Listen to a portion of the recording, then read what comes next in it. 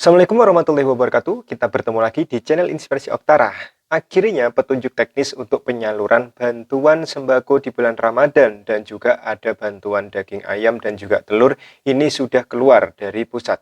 Dan tentunya ketika juknis sudah keluar otomatis berarti penyaluran bantuan Ramadan ini akan segera dilakukan. Kira-kira kapan pelaksanaannya? Nah, di kesempatan kali ini saya akan menyampaikan secara lengkap ya kepada Anda terkait dengan detail-detail apa saja yang perlu disampaikan terkait dengan jumlah penerimanya, lalu juga bantuannya berbentuk seperti apa, termasuk juga pelaksanaannya. Oleh karena itu, Anda harus menonton video ini hingga tuntas, jangan sampai Anda skip, agar Anda tentunya tidak mengalami gagal paham atas apa yang saya sampaikan di kesempatan kali ini. Terima kasih ya kepada para subscriber dari channel Inspirasi Oktara. Terima kasih bagi Anda yang telah subscribe, lalu juga aktif menonton video dari channel Inspirasi Oktara, dan juga aktif share informasi dari channel Inspirasi Oktara kepada teman, kerabat, maupun sahabat Anda. Saya ucapkan terima kasih karena tentu bentuk support dari Anda adalah semangat bagi saya untuk lebih baik lagi dan tentunya lebih bersemangat lagi dalam memberikan informasi kepada Anda semuanya. Harapannya semoga channel Inspirasi Oktara bisa berkembang lebih baik lagi dan tentunya lebih besar lagi di masa yang datang. Oke, langsung saja terkait dengan rencana pemerintah dalam menyalurkan bantuan sembako di bulan Ramadan. Ada juga wacana di awal yaitu bantuan daging unggas atau daging ayam dan juga telur ayam. Nah, kira-kira untuk siapa? Oke, di kesempatan kali ini saya akan membacakan bahwa baru kemarin malam ini petunjuk teknis untuk penyaluran bantuan pangan di bulan Ramadan ini baru keluar.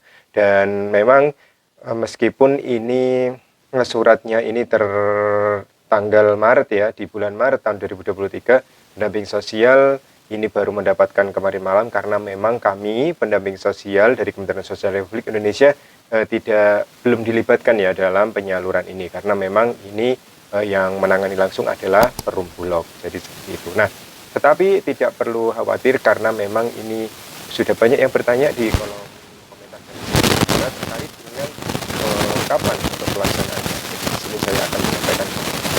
Oke, berdasarkan keputusan Kepala Badan Pangan Nasional Republik Indonesia, ini saya akan membacakan suratnya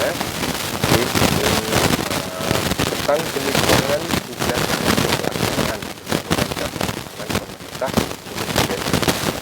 Jadi ini nanti namanya adalah DPP ya, pengelolaan pangan ya, cadangan pangan pemerintah untuk pelaksanaan pemberian bantuan pangan tahun 2023. Oke, di sini jelas dasar-dasar hukumnya yang digunakan untuk pelaksanaan program ini. Nah, di sini dijelaskan bahwa ada jenis pangan yang akan dibagikan kepada para KPM.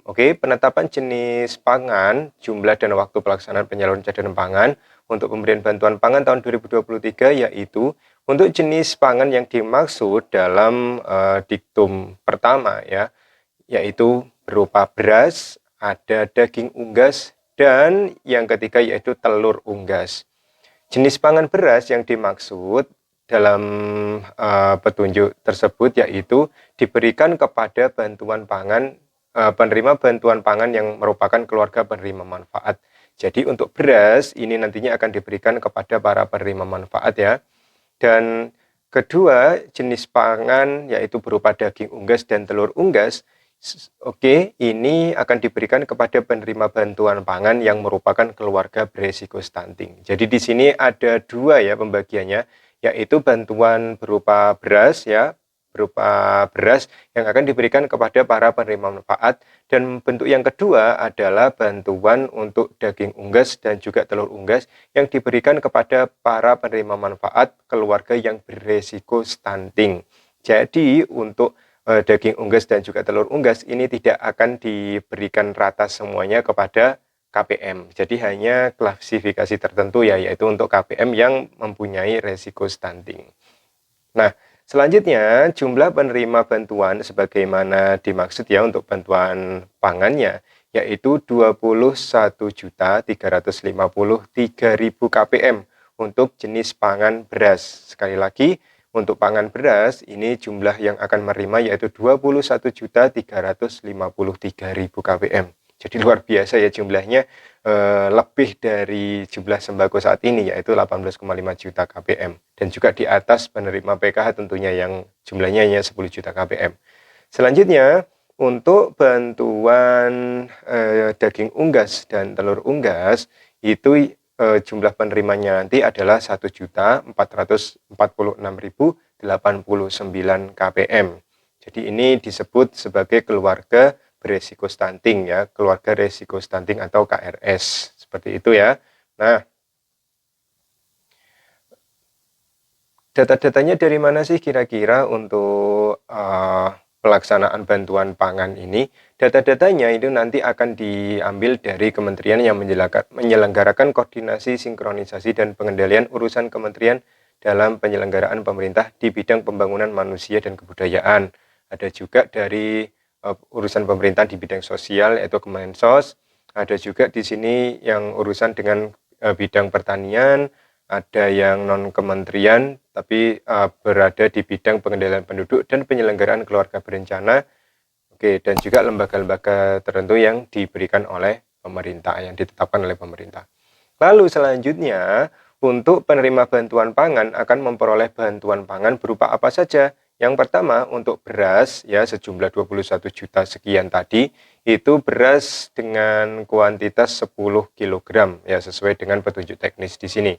Beras 10 kg. Lalu bagi KRS atau keluarga rentan stunting ini akan menerima daging unggas kurang lebih yaitu 1 kg dengan batas toleransi yaitu dari 0,9 sampai 1,1 kg. Dan juga untuk telur unggasnya ini akan menerima 1 pak yaitu dengan kuantitas 10 butir setiap penerima manfaatnya atau keluarga resiko stunting tadi. Nah, di dalam petunjuk teknis ini disebutkan bahwa untuk pelaksanaan pemberian bantuan ya, bantuan pangan baik itu yang berupa beras dan juga ada daging unggas dan juga telur unggas, ini akan dilaksanakan terhitung selama 3 bulan lamanya. Ya, seperti itu ya. Untuk bantuan beras ini seharusnya sudah mulai disalurkan mulai bulan Maret, ya, April hingga Mei ya untuk jenis pakan beras tersebut. Selanjutnya untuk April sampai Juni ini akan dilaksanakan untuk penyaluran bantuan pangan daging unggas dan juga telur unggas. Tapi jika kita melihat karena Maret belum ada penyaluran untuk bantuan beras, ini sepertinya ini akan dimulai di bulan April ini juga. Ya, waktu tenggangnya kapan? Ini sepertinya secepatnya. Ketika sudah petunjuk teknis keluar, maka secara otomatis ini pelaksanaannya akan dikebut ya oleh pemerintah ya. Sehingga bisa dikatakan nantinya bantuan beras untuk 21 juta kpm sekian ya, dan juga untuk bantuan daging unggas dan juga telur unggasnya, ini tentunya akan serentak bersama-sama disalurkan mulai bulan April, Mei hingga Juni tahun 2023. Jadi seperti itu. Nah, semuanya ini nanti pelaksanaannya ya untuk penyaluran cadangan pangan pemerintah atau CPP ini yang ditunjuk adalah Kepala Badan Pangan nantinya akan menugaskan Perum Bulog ya dan atau BUMN Pangan sesuai dengan ketentuan peraturan perundang-undangan. Jadi secara otomatis nantinya semua teknis untuk penyaluran bantuan pangan tersebut ini akan dilakukan oleh Perum Bulog sehingga nantinya untuk kapan pelaksanaannya, jadwalnya dan juga bagaimana teknisnya ini nantinya akan sepenuhnya diatur oleh Perum Bulog. Nah, jika seperti pengalaman yang sebelum-sebelumnya misalkan seperti bantuan sosial beras BSB, maka biasanya Bulog langsung menentukan drop point-nya atau titik turunnya bantuan yang dimaksud. Biasanya Perum Bulog akan menyalurkan misalkan beras ataupun daging unggas maupun telur unggas ini akan di-drop ke desa atau titik kelurahan masing-masing sehingga KPM bisa langsung mengambil bantuannya sesuai dengan BNPA atau BNMB address yang terlampir. Oke ya, itu adalah petunjuk awal terkait dengan petunjuk teknis untuk cadangan pangan pemerintah dalam pelaksanaan pemberian bantuan pangan yang berupa 3 item tadi, yaitu ada beras, juga ada daging unggas dan juga telur unggas. Dan tentunya sekali lagi tidak semuanya akan memperoleh 3 bantuan sekaligus ya. Untuk beras, daging unggas dan juga telur unggas tidak bisa Anda peroleh semuanya karena memang ada klasifikasi yang telah saya sampaikan. Demikian informasi yang bisa saya berikan, semoga bermanfaat. Terus dukung perkembangan channel Inspirasi Oktara. Saya akhiri, wassalamualaikum warahmatullahi wabarakatuh.